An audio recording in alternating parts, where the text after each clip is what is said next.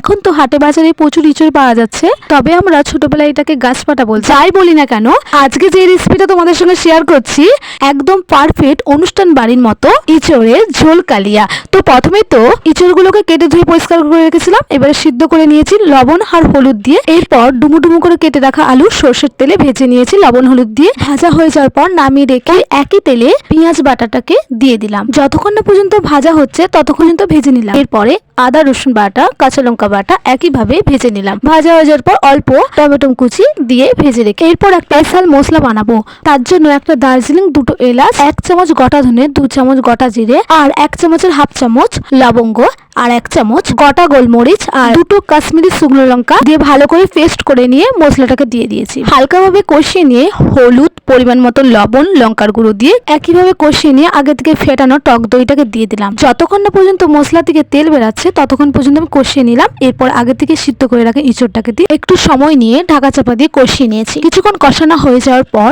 আগে থেকে ভেজে রাখা আলুগুলোকে দিয়ে একইভাবে কষিয়ে নিলাম। এরপর যতটা প্রয়োজন সে অনুযায়ী জল দিয়ে দিলাম, দিয়ে কিছুক্ষণের জন্য ফুটিয়ে নিলাম। তো আজকে পারফেক্ট অনুষ্ঠান বাড়ির মতো ইঁচড়ের ঝোল কালিয়া শুধু ভাত দিয়ে নয়, লুচি, রুটি, পরোটা, মুড়ি সব দিয়ে ভালো লাগে খেতে। তো ভিডিওটা আজকের মতো এই পর্যন্ত, টাটা।